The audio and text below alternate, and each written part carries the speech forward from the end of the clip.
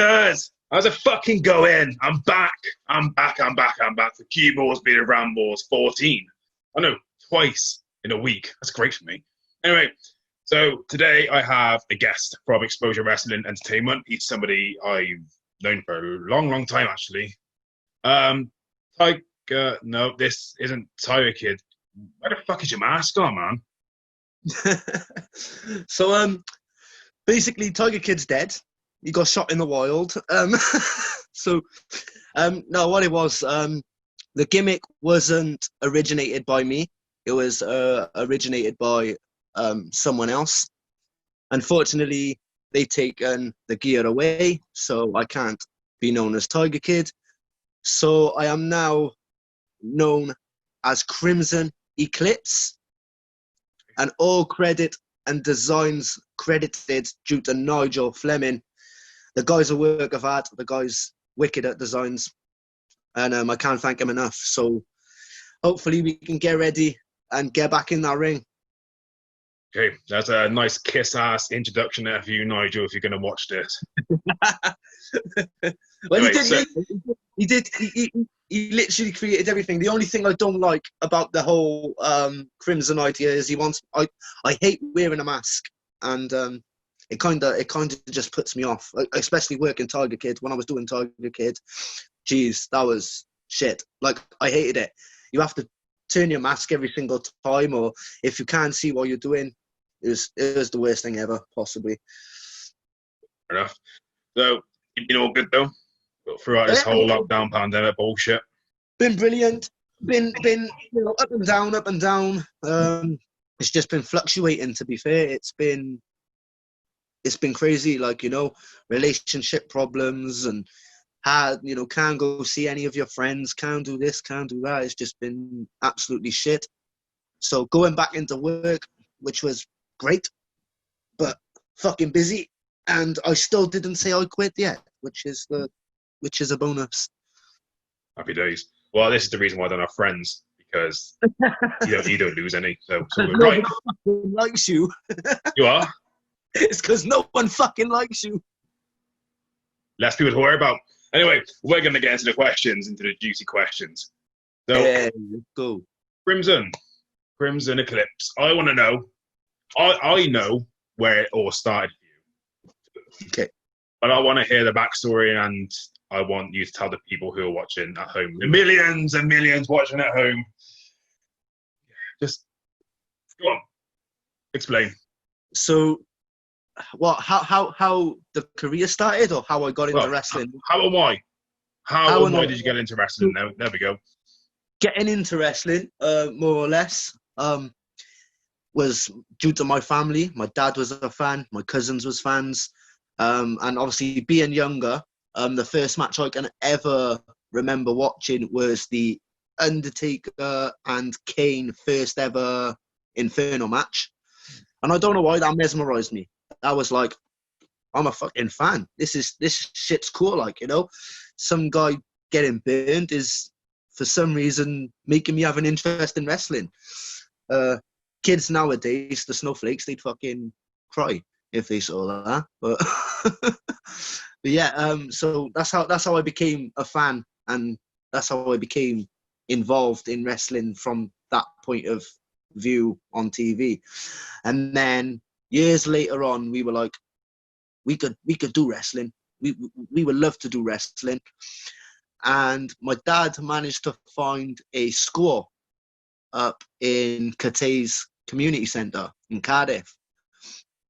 So obviously we went on a Sunday, and it was the first ever training session my dad have done, because at the time I was young. So I wasn't allowed to train until I was 14. Mm-hmm. So I was 11 then. And when I went there, my dad obviously done his training session while I just fucked about in the corner. Because, like, in the corner of the room, they had, spare crash mats and whatnot. And me and a few other guys used to just fuck about. But we used to study everything that they were doing. So, like, the back bumps, front bumps, side bumps. We would study it, and then we'd nail it to like, how we got it perfectly. So they weren't even teaching us. We were just watching with our own eyes and teaching ourselves. And then, like, you know, the scoop slams, the suplexes, we were just literally watching everything that they were teaching everyone else and doing it ourselves. So when it come to the point of training, we would already know how to bump. We would already know how to do certain things that no one would have taught us because we wasn't that age yet, you know. So yeah, that's how I managed to get into it. And when I first started, it was Carl Cayman, aka the Crocodilian Psycho, which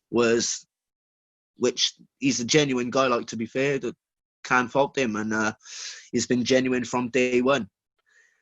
So yeah, and then when I started training, which was like 3 years after, it went from Celtic wrestling to NWA Hammerlock, which was then taken over by Ed Ferris, or NWA Wales. Yeah, Hammerlock, wasn't it? Yeah, Hammerlock Wales. Which is nuts, because like before going into training, which is crazy, because like a lot of people don't know how long I've actually been in the actual scene for. And from the age of, like, say 11, because even though I were in training, certain people would train me on the sides, kind of thing. They would just teach me a few things here and there, without even doing the actual session of training. Like, so I'd go to like shows, like, for example, I was at the first ever Celtic Wrestling Big Bang. Oh. I think that was the first ever show they did, which was Big Bang 1. And you'd have people like Chris Rico, Tyler Brown. They would like teach me a few things, and, you know, wrist locks and hammer locks and waist locks. They would teach me loads of things. And yeah, it's a part of who I am today, because without them guys, I think I wouldn't have known how to do certain things. So when I went to move to NWA in Newport Leisure Centre, which was Ed Ferris, I started learning how to do a lot of chain sequences and whatnot. And Ed Ferris is like the master of chain. I used to think his sessions were boring as fuck. Like, that is my honest opinion. I used to be like, oh, same shit, different week. We're going to go and do a wrist lock, and then we're not going to learn fuck all else. And it'd be like, for me, it was like, when we going to get to the power moves? When we going to get to fucking the back flips and shit like that? Yeah. But it never ever got to that.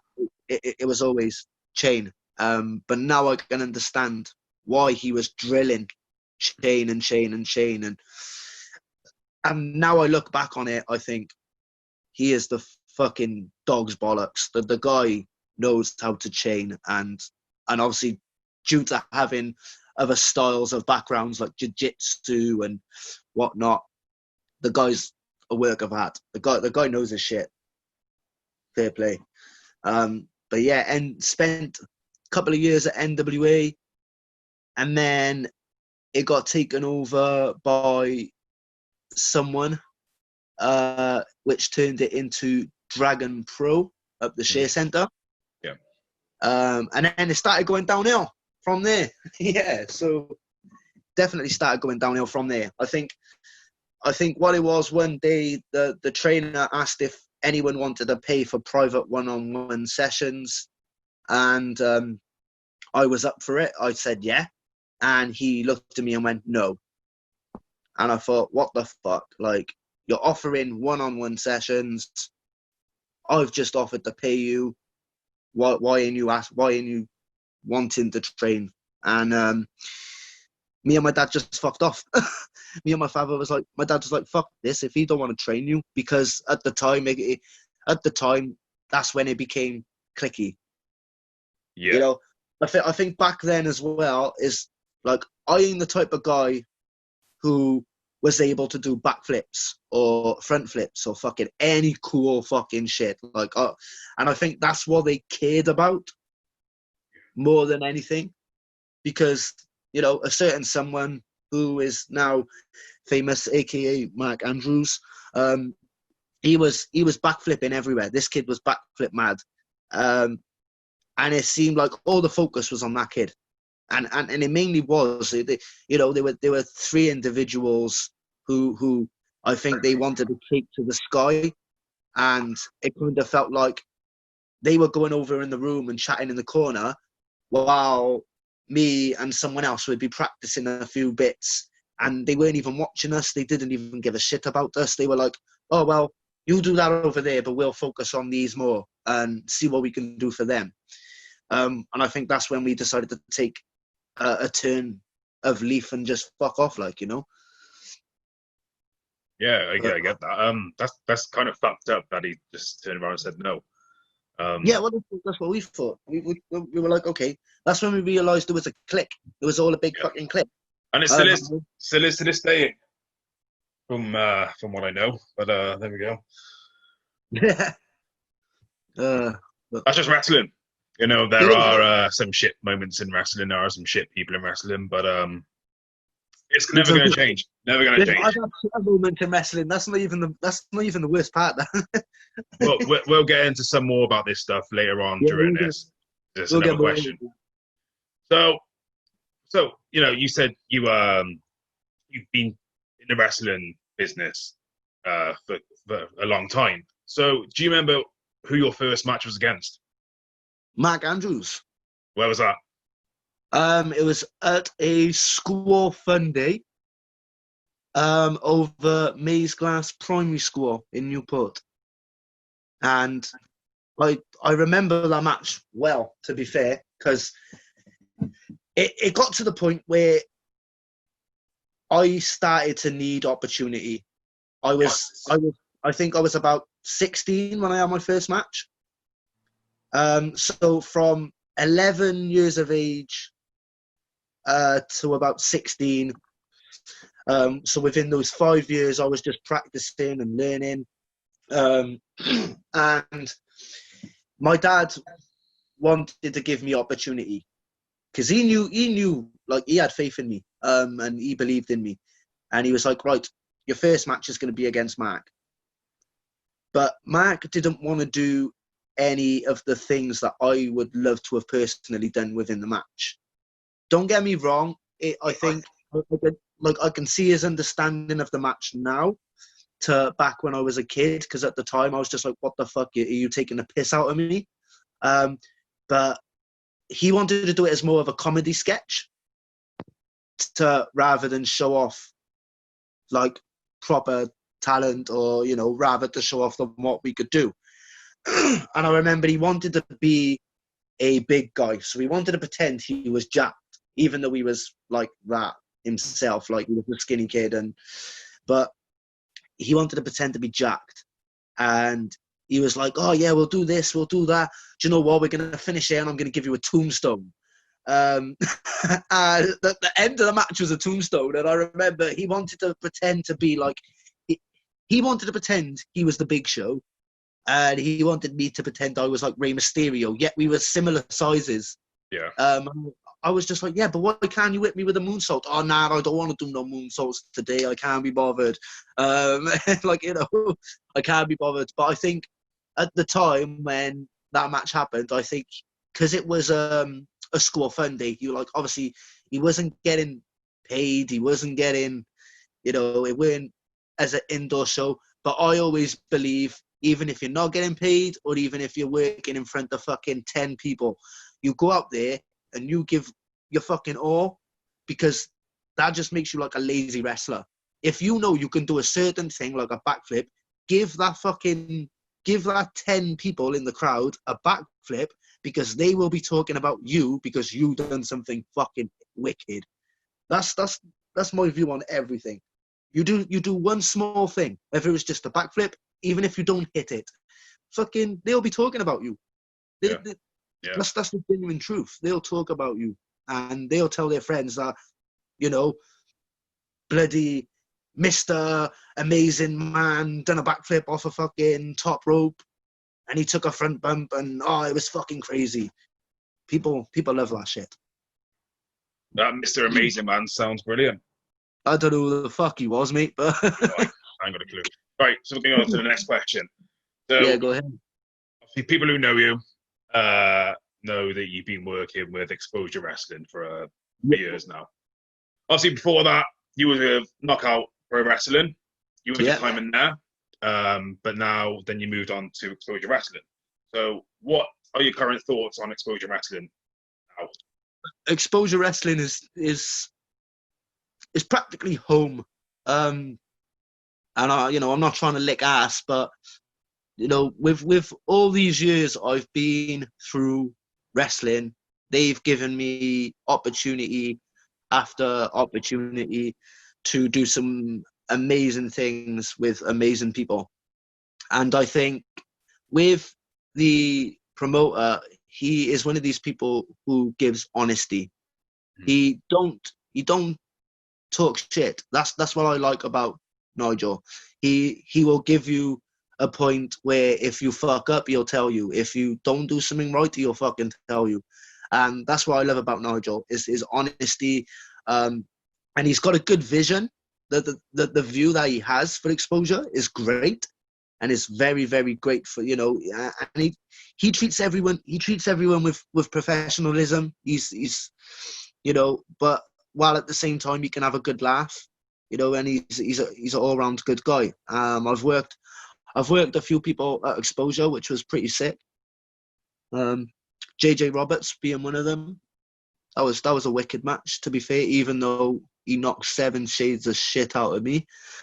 And I mean, like, I remember Nigel was like, yo, you know what, we're going to do this whole thing where you've been losing for a while now, and we're going to give you a little bit of a push. And I was like, okay.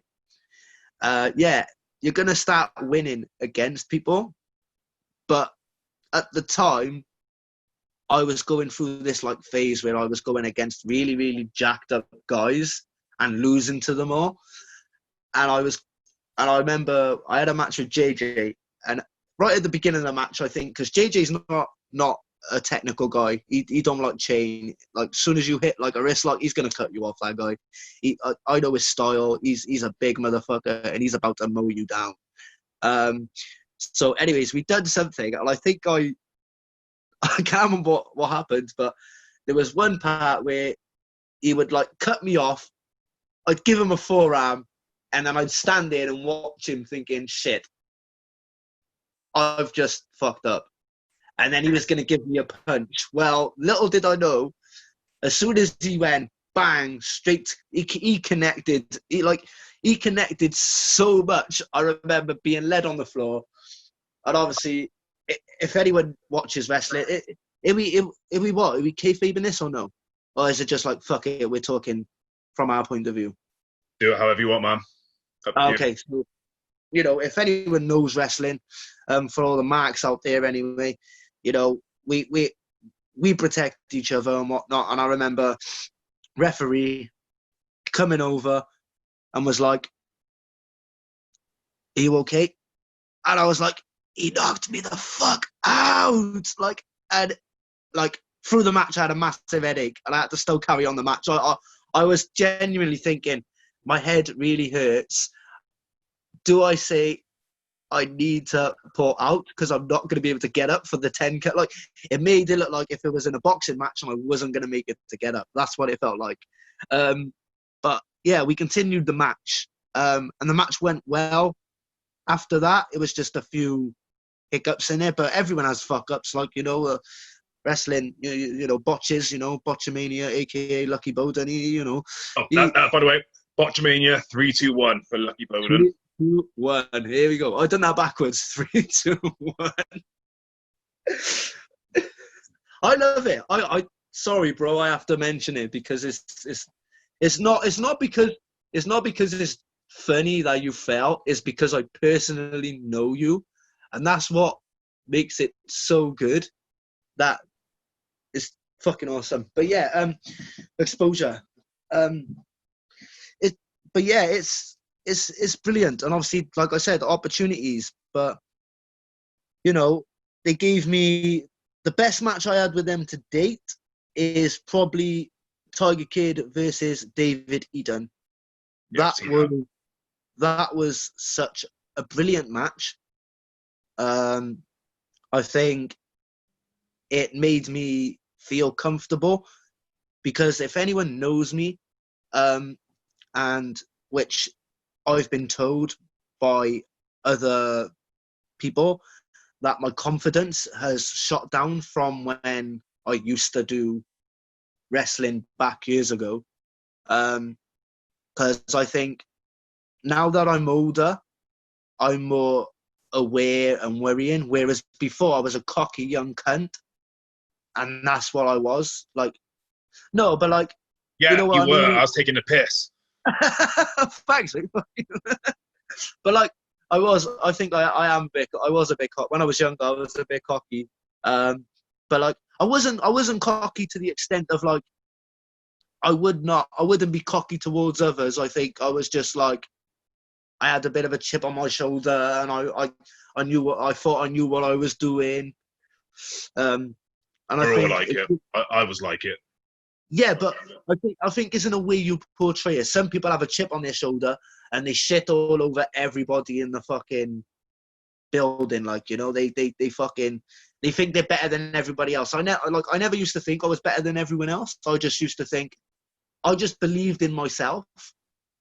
You know, so that's what I believed in myself. And now at this point in time where I'm going back into wrestling and everything, it feels like I can't believe in myself as much. I get you. Yeah, I get you. I'm with you. Yeah, you saying about JJ. He is a brutal fucker. He is. Because back in Knockout Pro Wrestling, we had a bit of a feud going on, if you remember, me and JJ, and we literally battered the shit into each other. The 4 rounds we gave each other were brutal. Yeah. We didn't hold back. If you watch it, Wrestling, if you watch a footage back of our match, we just fucking laid into each other. We didn't give a shit. Wrestling's a different ball game when it comes to you know, any other sport, I think. Yeah. So next question, I want to know what your current thoughts are on the independent scene. On the independent scene, fucking crazy at the moment. Yeah, well, not Yeah. right now. You know, before the In whole general. lockdown shit happens. You know. In general, do you know what I didn't really watch. I don't really watch much independent wrestling. I keep my eye on a lot of things, but I think independent wrestling at the moment is missing opportunity. I think it's missing that opportunity to look for newer people. And that's what I personally think, because it's hard to find what certain companies and, you know, independent businesses want. Because, you know, there's going to be someone out there that is looking for a big guy, but yet you're still handing your CV or however you go and try and apply nowadays to, you know, to get your name out there. But that's the difference. They're always looking for something that they specifically want, or they're always looking for someone better. That's I think that's another thing, because they're always looking for someone that's better than you. In my personal opinion, like, you know, I could do a suicide dive, fucking, and some people think that's amazing. Like, you know, some people think, but they might be looking for someone to do a backflip. I can't fucking do that, but this guy can. Or they might be looking to someone to fucking be a jacked up 72 stone guy. I'm not that. I'm fucking skinny as shit. But, you know, but that's what I mean. They're always looking for someone better. Because it's wrestling. You learn something every single fucking day. You never forget. You never forget, and you never learn it all. It's one of the things, like something new in wrestling could come out tomorrow and you could be like, what the fuck is this bullshit? That's the difference. Wrestling's evolved from how it was back to years ago to how it is now, and that's and that's crazy to see as well, because like you back like Attitude Era, you would hardly see any type of like fast-paced matches. They'd go fast-paced, but they wouldn't be like flip, flip, flip, flip, flip. It would not be like that. It'd be, you know, fuck it, hit this, hit that. It's crazy. Yeah, definitely. And the important thing is you've got to sometimes evolve with the wrestling as well. Like, classic example, The Undertaker. I'm not going to spoil anything, but if you've watched his last ride documentary series on the WWE Network, $9.99 a month, by the way, cheap plug. You'll see how he's worked throughout his 30-year career in WWE/F. It's phenomenal career, but yeah, you gotta sometimes evolve with wrestling. Yeah. You gotta change the gimmick up somehow. You gotta just change different things. Like, you know yourself, you've been through different gimmicks in your time. I've done a couple of gimmicks during my time. You just gotta find something that works.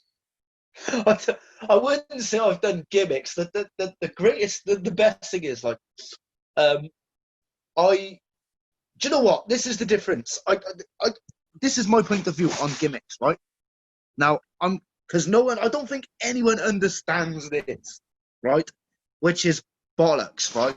Because a gimmick, is more or less a character. Okay? So you look at The Undertaker, for example, He did not just turn around and say to his colleague, my gimmick is just myself amplified to 1,000. Because it's me. Does he really think that himself is a guy who loves fucking graveyards? Like, I knew he worked in a graveyard, but fair enough. But does he actually go round his fucking mate's house, have a cup of coffee, and be like, rest in peace, blah, blah? No, he don't. He's Mark Calloway, and that's the fucking difference. He's a different person to his gimmick. There are two different people. You've got Mark Calloway and The Undertaker. It's hard to explain because, like, Crimson Eclipse and Tiger Kid were two different people. That's not personally me. I didn't go in the ring and be like, Dominic is actually Tiger Kid, but Dominic is himself 100 times more. No, it wasn't. That was Tiger Kid. I'm acting a different it's wrestling's acting. And I can never I can't turn around and say for example, I'm gonna work as a Polish gimmick. I can't turn around and say a Polish gimmick is Dominic times 100, because it's not, because I'm not fucking Polish. I don't even know how to speak Polish, like, you know. But them type of wrestlers, I can see where they're coming from. If they want to just pretend, if they just want to be the generic, I think it's generic. I personally say, but like, for example, Seth Rollins now. Him being Seth Rollins was him times 100. Him being the Monday Night Messiah is him acting as a character. That's what I think on the thing. There's a difference between characters and gimmicks. You know. Yeah, I'm with you. Yeah, with you. So, what would you say Mini D was then? Mini D was just myself. What about D-Star? D-Star, myself. What about Durex? So, okay. So the story, I love it. Durex. Okay. So, basically, times were hard, man. Times were hard. No pun intended. So, no pun intended. Yeah, times were hard. And basically, it was a rib. No pun intended. It was a rib. You get a rib, Durex shit. Hip hip hooray. Yeah. Basically, Blue Banana, the shop that everybody goes to get their piercings, they had spandex type tights in their shop. And I wasn't working or getting any money at the time, and I needed something for a show the weekend coming up. And I remember I thought someone mentioned to me, Blue Banana, there's tights in there, go get a pair, because they're basically spandex tights. Thought, okay. So I went in there, bought a pair, and they had like some fucking chains on them. I don't know where they are, otherwise I'd get them out. But yeah, and I wore those ever since I bought them, because I couldn't really afford money for actual proper gear. And the one time I done a show for KPWA, which it wasn't a proper show. It was an academy show. They were academy shows. Yeah. So I think with academy training shows, people would always take it less seriously to if they were actually doing a massive event for their company. And I remember the promoter, Andrew, asked me my name, and I said, oh, well, it's D-Star. And he was like, okay, no problem. So at the time, Nigel Fleming was working alongside as well. And he came up to me and went, he's looking at the match card and went, D-Star, what fucking name is that? And I was like, oh, it's just D-Star. It's meant to stand for like Dominic Starr.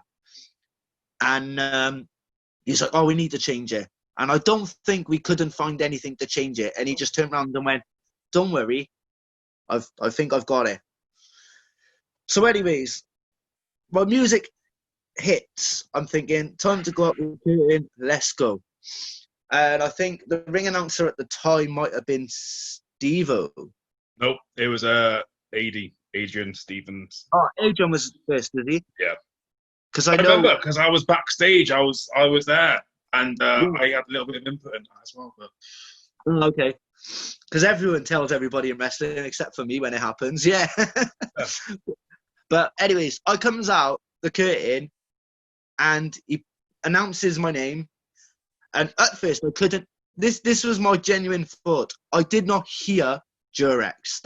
I couldn't hear it because I was so in the moment. I was like, yeah, let's go. Tagging people's hands and all that type of stuff. And then I was like, did he just say my name wrong? And I was like, what did he say it as? What was my name announced as? I don't know. I personally don't know. And then I think he, obviously at the end of the match, I remember finishing the match and I think I won that match because I think I went against Edward Evans that show. No, it was you and Razor Storm. Oh, okay, so it was versus Big D. Yeah. So this is where Durex name come from, you see. Yeah. Big D, yeah. I remember that. So, but anyway, I think, but we did win that match though, didn't we? Yeah, we we won that match. And then I think he named me again, and I was like, what? I went out the back and everybody was laughing, and I was like, did he get my name wrong? And they were like, yo, Durex. And I was like, what? And I was like, where the hell did you get this name from? And I was like, oh, no. Just, we give it to the ring announcer and they named you it. But it was all for the laugh. And I think I stuck with it for the majority of the time I was there. I was just being called Durex. So I didn't really care. The kids, I don't think the kids knew what Durex was, so why not? But yeah, it was so much fun. Like playing a condom was the best gimmick I've ever had. Each their own, man. Each their own. But yeah, that's what it was. It was just pure banter. That's what it was, you know. But yeah, like fair play. I did love it. Working with KPWA was fucking awesome. So can't fault it there. Good. The unit was brilliant. I love that place. It's still good now. Yeah. Thankfully, they I came back and they came, when I came back, they basically was all like, come on, CueBall, welcome back, man. You're back in the family. Obviously, I left. I left Knockout to do my own thing and, sort of ended on a little bit of bad terms with everybody. But, like I said, frankly, I went back and it was all there with open arms. They welcomed me back into the family, which is what I love about Knockout, BCW, whatever you call them. Yeah. So, next question. So in wrestling, we have terms. One of them being a heel, and one of them being a babyface, or blue eyes, whatever you call it. And you've worked both in your time. So which one do you prefer doing? Bro, do you know what? Face is easier for me because I've got the baby face. But I remember when I played heel, and I was nervous as fuck. I was absolutely nervous. Like, it was like fucking horrible. But I learned from what I saw from previous years. And I remember, I've seen it before where people would like come out pretending to be face and then they fucking rip a kid fucking sign up and shit like that. And I was like, I'm going to use that. And then I'm just going to become like a little cocky fucker because I knew I could do that. Oh, hang on. Let me fucking do this a minute. Sorry, bro. Just people doing shit. Absolutely fucking useless. Yeah, fucking fuck off. Sorry, I'm just saying fuck off to the missus, to be fair. She's messaging me. Sorry. No, I'm joking. Love you. But yeah, no. Playing heel, I remember being so fucking nervous because I didn't think anyone would fall for it. I didn't think anyone would actually boo the shit out of me, and they did. They fucking hated it. Because it, everybody knows that the known fact in fucking Brit Rest, England versus Wales, biggest feud, all that bollocks, wherever you come, wherever you're from, it always works, no matter where you're from. They fucking hate you. If you're from England and you come to Wales and you're a heel, they fucking hate you, and that's the end of it. So, I done it, and they fucking hated me. The only thing I regret about that was ripping up the poster that the kid had, because I drew it out at the beginning of the show, because obviously it was part of a spot to get me over as heel.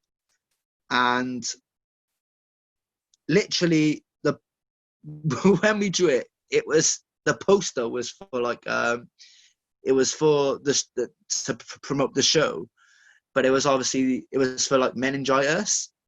And I ripped the fucking poster, and I in my head I felt so like disrespectful for ripping like this poster for meningitis, etc. I was like, bollocks. I've ripped this poster, but they still fucking hated me. And like, I used to do what Tyson T-Bone used to do. He used to like have water and he'd fucking spray it at people's faces, and people hate that. I used to do that. And just talk about yourself. Once you start talking about how good you are and how better than them you are, they hate you. But I think face is easier to do for myself because of the way I am. But heel was wicked to work. I loved working heel. You worked heel in a match against me, in a tag match. Yeah. Before Siren, it was literally the year before Siren Cess and Wrestling Federation. It was a Wrestling for Cancer, and we had a tag match, didn't we? And you was heel then. Yeah. I remember that. I remember that. Me, Bulldog the Biker. And Scotty 2.0, whatever he was going to be called then. Oh, no, because didn't you come out as the Insaniacs then? It was when you started this whole Insaniacs thing. Do you know what? Yeah, that was very short-lived, and we're still tag champs, actually, like years down the line. Still tag champs? Yeah, we still got the belts. If you're watching this, bro, if you're watching this Scotty 2.0 or whatever your name is, we don't know what it was. S2J, Scotty 2.0, the Prince, so many names. Chris Jericho rip off, because that's what I think we called him at one point.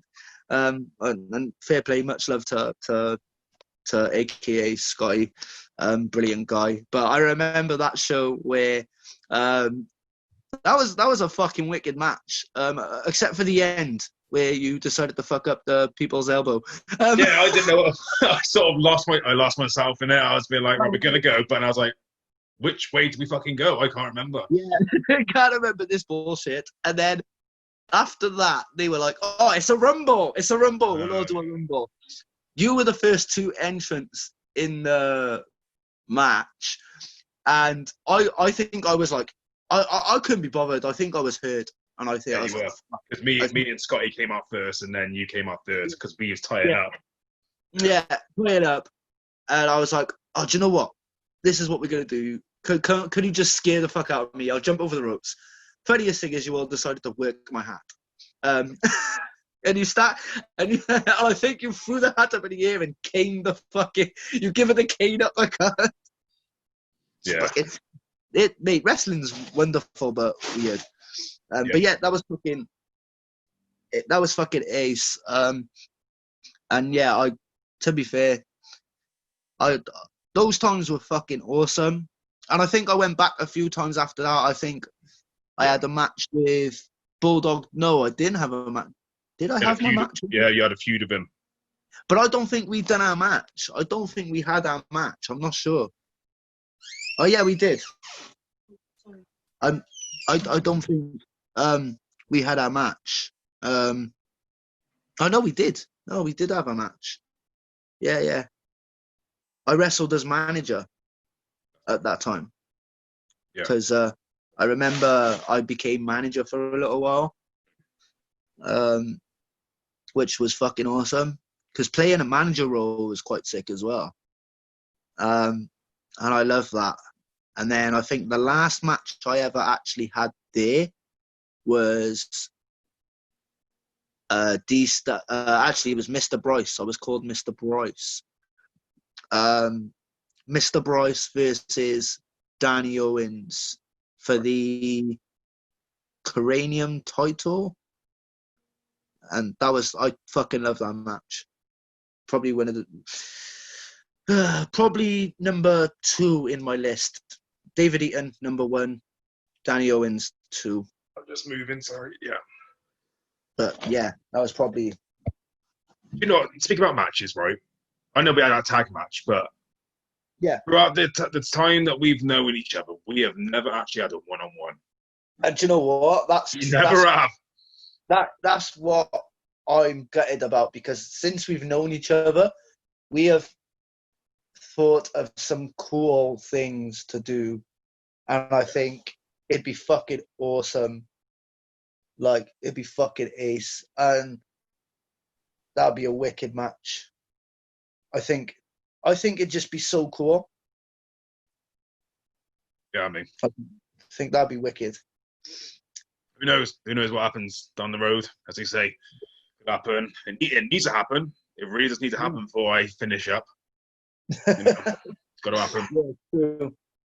Right. Next question: highs and lows in your career. What did you say? I couldn't hear you then. Your highs and your lows in your career. Oh, here we go. This is a fucking good one. Yeah, this is the good question. This is the good question. Through the whole of my career. Yeah. Right, I'm gonna start with fucking highs first, because I'm gonna end it on a high and start with lows, because you always end things on a high, because then people go on fucking happy, really. I've still got two more things to do after this. Oh, you still got 2 more things to do? Yeah. May I ask what they are, so I can save things for later then? Well, we're going to do picture time. Okay. That I like doing. So obviously I bring up a picture, and then you'll describe it to me. And then the last question will be post-lockdown opponent and goals. Okay, I can actually go back further then, so that's fine. So my lowest point in my career was preferably the end of last year. there was gossip from someone saying that I shouldn't be doing this. I shouldn't be wrestling. Oh yeah. And it just took a bit of a like shitty mood out of me, kind of thing. And I thought, right, is it time to just not do it anymore? So I thought maybe I should fucking leave it and just do something different. But I haven't really took in consideration whether to do that or not yet, because at the moment I've not really been bothered into wrestling. I hardly watch it on TV anymore. Like I just need something to get my passion back into actual wrestling itself. Like I want to be how I was back when I was younger. You know, the cocky cunt. And there's a few people who gave me the fire to come back into wrestling, because if nobody knows what I've done, which is probably unlikely, hardly people don't know what I've done because I'm not out there. But when I started this whole thing, it was a good ride up until I left Dragon Pro. And then when I left Dragon Pro, I went like somewhere else with other people, pop-up companies, I should say, somewhat. And somewhat were pretty good. Some companies were pretty sick, like TCW, for example. They were fucking, and that started, mate. That was fucking. I honestly, we were getting, it was getting somewhere. If we done what we could have done today, if we could do that now today, it'd be different. It would be hell of a lot different. It'd be fucking different. It'd be sick. But I wouldn't do it in Newport. I can't. No, you can't. It's not. I don't even think I could do it in Wales, to be honest with you. Otherwise, it could be called NCW or WC. No, you can't even mention that word. Yeah, it'd be nah. No, it genuinely, the venue that it was held in was a fucking beautiful venue, like so good. But yeah, like who was it? It was CPW, that I worked for, and they just crumbled. They weren't doing much well. Obviously TCW, TNWA. I think if we done that now as well, TNWA, I think it'd be different. I was only looking through the pictures of that event the other night. Okay. And that's 2012. That was the last time Ref Chris done a show. Yeah, that I think if we done that now, it'd be fucking different. It'd be so different. If you can hear noise in the background, my family members are trying to move house. They're moving out. You know what? Shut the fuck up. Thank you. There we go. You've done it for me. I'm doing a podcast here. This shit don't come often enough. That's what she said. Who now? I don't know. Let's get back to the questions, all right? Yeah. Let's get back to it. I love shit like this when you that's why it's called rambling, really, isn't it? It is, yeah. So anyways, as I was saying, like, if we done those now, yeah, I think it'd be fucking great. I think it'd be so much different now to how it was back then. We know a lot more people. We know a lot. We know it'd work. So I think it'd be fucking wicked, especially so. Fucking quiet. Just ignore it. Just keep on going. I don't want anyone to hear this in the fucking background, man. I'm moving up. But yeah, fucking. I think if we done those now, it'd be sick. And but when I quit wrestling the first time, there was only a few selected people who gave me fire, rumbling in my belly, and wanting to get back into it. And those people were obviously Nick Hyam, Chris Rico, Tyler Brown, Ed Ferris, Carl Kamen Griffiths, you, JJ Roberts, these are, and Nigel Fleming, because I think he sees something in me as well, because he wouldn't have given me that opportunity. And he have said that for me. He said, you know, he knows he knows my whereabouts, he knows where I've been, what I've done, and he knows I can do this shit. And I think that's why he gave me that platform. So those guys got me back into wrestling. But it's just my whole mindset has changed on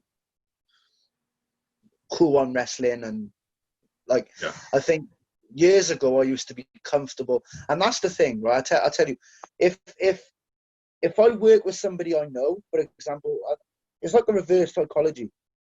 Years ago when I was younger, I would be more comfortable with working with someone I know personally. So, like, for example, you, Scotty 2.0, Danny Owens. If I worked with them, I'd be okay because I'd feel safe in their hands. But if, like, someone booked somebody from a different country or a different area that I've never, ever met before and they put me against them, that used to be a problem for me.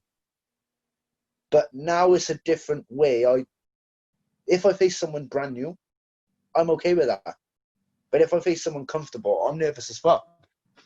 Okay. So, but yeah. But obviously that was the lowest point when someone said I shouldn't be doing what I'm doing. I could have fucked a lot of them. Yeah, and the highest point was everyone like JJ Roberts and everyone who I just practically mentioned basically giving me the fire and saying that they believed in me.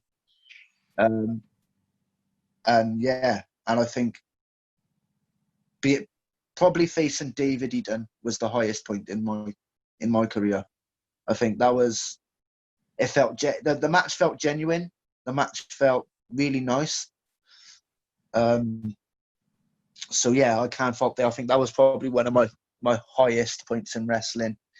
Yeah, it looks like it was because I've watched it first, and it was really good. Just everything really works for both of you. You know, obviously the fact that he could throw you around, which made him look good, but also made you look good as well, made the sympathy factor for you. And then when you got that cheeky roll up, was it a roll up at the end? I think it was. Yeah, victory roll. So yeah, when you had that at the end and he pops for it, that you just need it. It was good. That's fucking sick, man. Pretty good. Right, so this is the picture time. Okay. Hey, here we go. I got a feeling I might know what it is. I can't remember, so I'm going to get up now, and then I want you to tell me about it. I got a feeling. Oh, yes, it's this. I got a feeling. I know. There we go. Started screen sharing. Oh, it's just a little throwback. Oh, okay, I thought you were going to get a different photo. Yeah, I couldn't remember. I forgot about getting a photo, so it's very last minute. Okay. I remember this photo being taken, yeah. This was fucking wicked photo. Tell me a bit about it then. This was at one show. I think it was RIW. Yeah. And I remember being at this show for just a Rumble spot, maybe. Don't think I had a match on the show, but I was there just for the Rumble. And it was when two companies merged together. I remember that because, like, there's a shitload of people in there. And I remember the best thing about this picture, well, actually, about the whole day, the venue was actually fucking sick. Yeah. I think backstage we were just fucking about jumping off the climbing wall and landing on the crash mats. I remember the Rumble at the time where it was Bono who was doing the announcing. That's right. And it was fucking... Because I remember being in that Rumble and I remember him shouting out, and the next opponent or the next entrant, I should say, me! And he just ran into the ring and I was just fucking pissing myself. And I remember there was a few people I was speaking to, and like I said, we were fucking about in the corner. And I remember we were just practicing things out the back. And I remember saying to somebody, take a back body drop. And they didn't know what a back body drop was, which was kind of depressing. And then I showed them. I was like, how the fuck do you not know what a back body, how do you know, how do you not know what a back body drop is? Have you not been taught these? And they were like, oh, no, we haven't. And I was like, okay. But when we done it, they were okay. They were fine. But I remember this day because I'm not in this picture because I think this would have been the time I was out in the ring. It was me versus Death Row. Yeah. But this picture at the time where we was when the two companies kind of merged together, it was a good time, Yeah.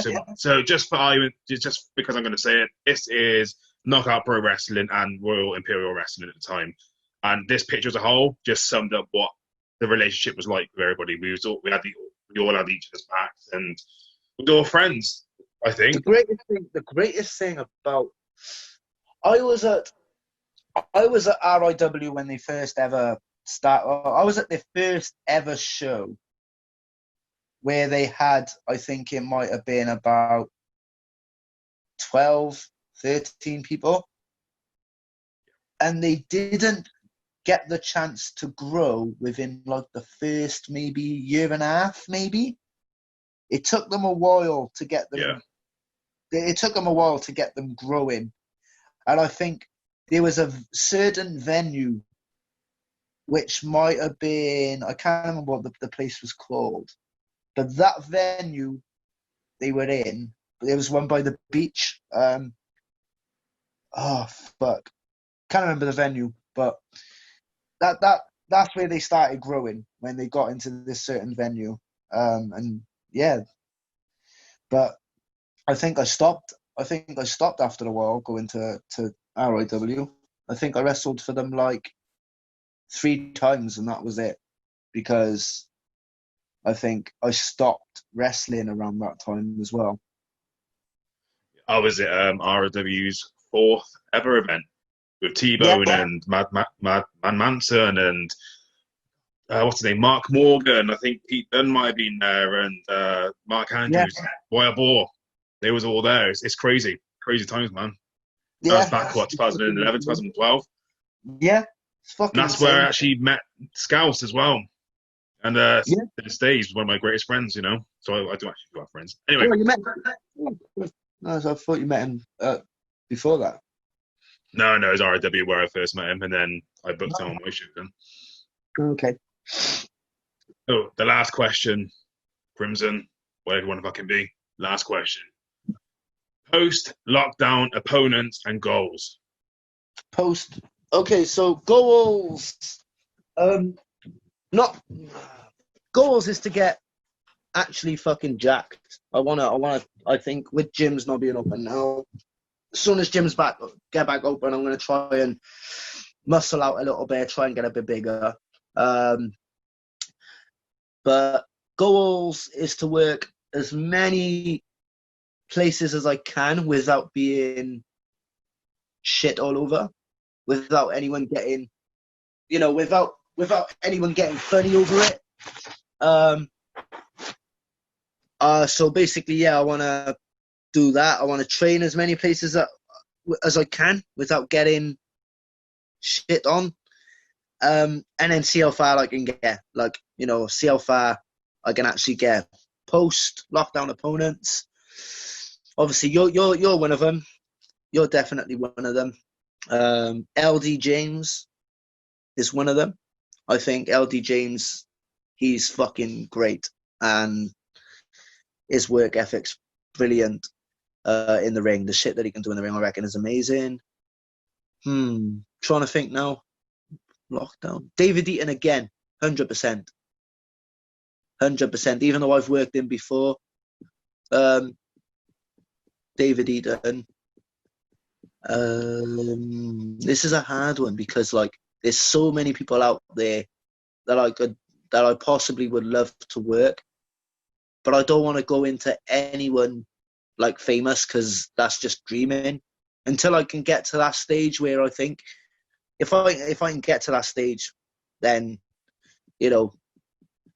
definitely, like, if I ever went to the WWE, then it'd be shitloads of people I'd love to work, you know, but we can all dream on that. But yeah, I'm trying to think of a main one now. One big main one that I'd love to work.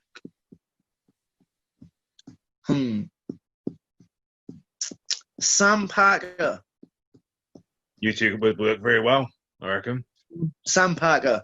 I've worked the other guy that I used to team with, but Sam Parker.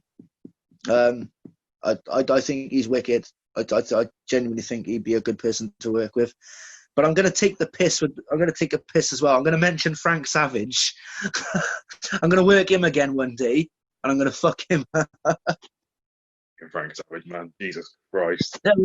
People don't know, Jack. People don't know that what happened on that. Like, you know, this was gone years.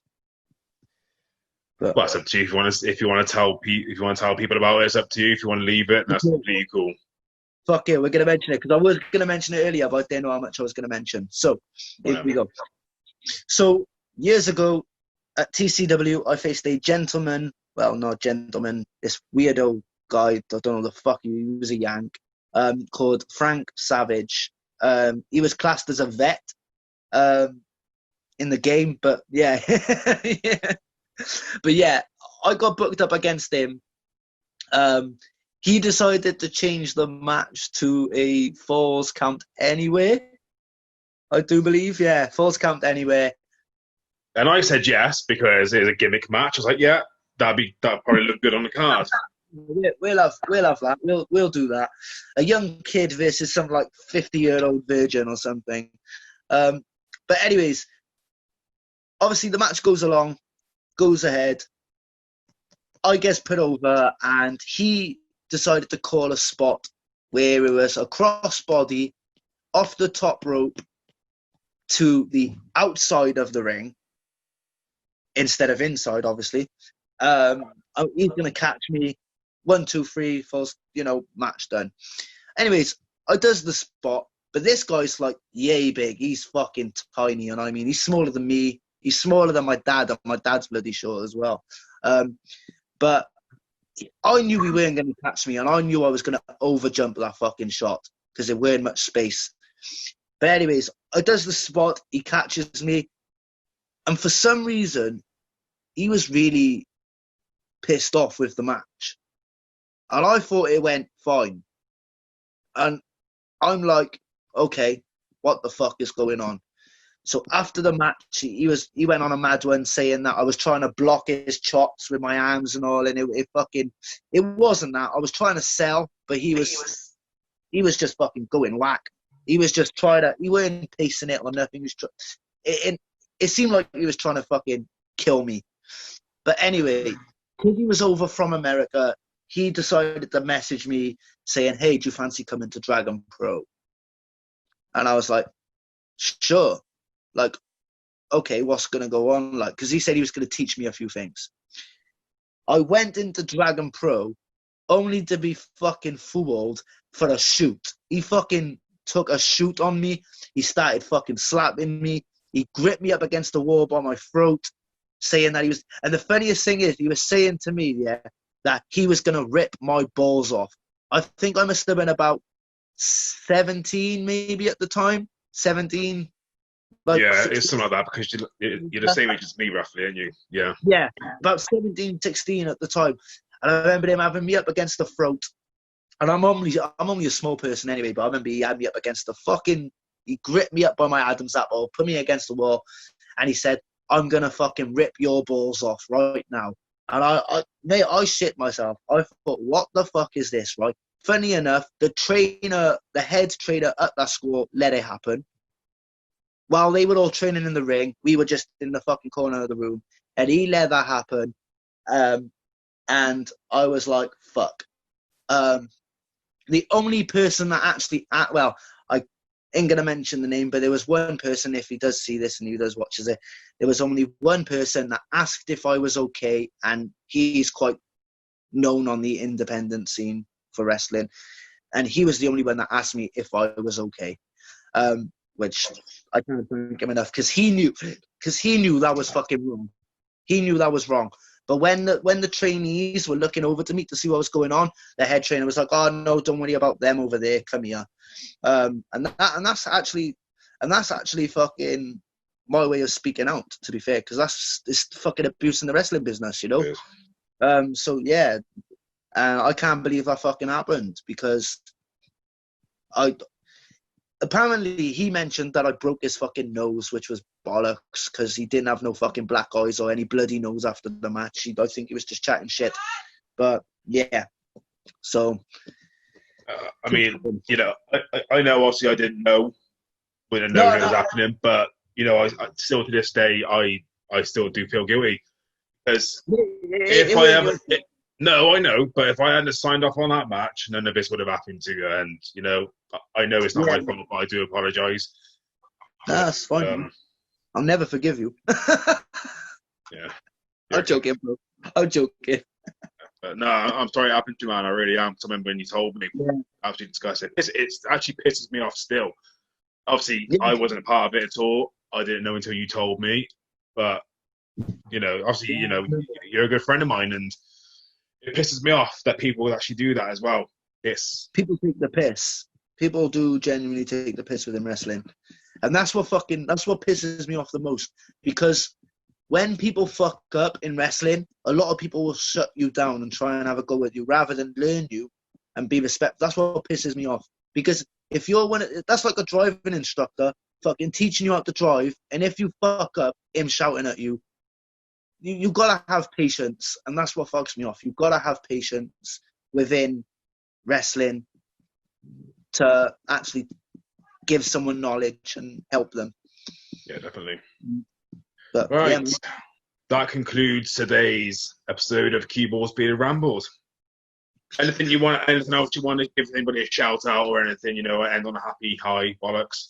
I genuinely believe that fucking NXT UK should contact referee Chris. We all fucking know it. And let's be honest, right? Back when Celtic wrestling was going around, back when fucking RIW was going around, back when everyone was booking this number one UK ref. We all know who the number one UK ref is, right? But back in the day, my dad was the only guy who could actually take a fucking ref bump. But he still can.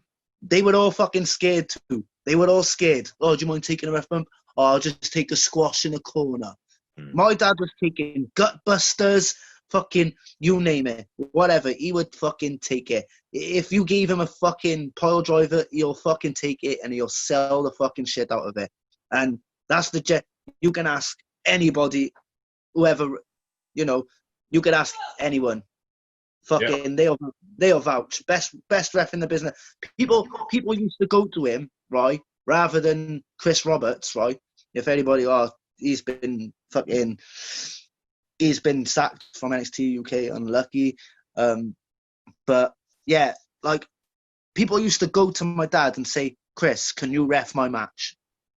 They didn't want anyone else. They'd want Chris, aka referee Chris. And I see why. Because, you know what, in my time in wrestling, he's the only referee that I have a lot of faith in. And if he could if he could ref every one of my matches, I'd be happy. The best way he explains it is he's a small person, so he'll make your guys look bigger as wrestlers. That's the best way. He'll make your guys look like wrestlers. So, yeah. We're going to go now. Thanks for coming on. Thank you. Crimson, fucking Durex, Mini D-Star, fucking Dominic, whatever I want to be called. Fucking, like, Cactus Jack and McFoley with 9/7 personalities. Peace, man. There we go. Right, so I've been CueBall. Personally, love to hate the most. My next guest is either going to be Royal Imperial Wrestling General Manager Big Daff Jones, or it's going to be the dangerous one, Danny Owens. Who knows? Anyway, stay safe. Much love to you all. The referee podcast, bro. Yes, and I'm going to be getting Ref Chris on here as well. So share my shit, share my post about Ref Chris, and like I said, like Liberty War hashtag, yeah.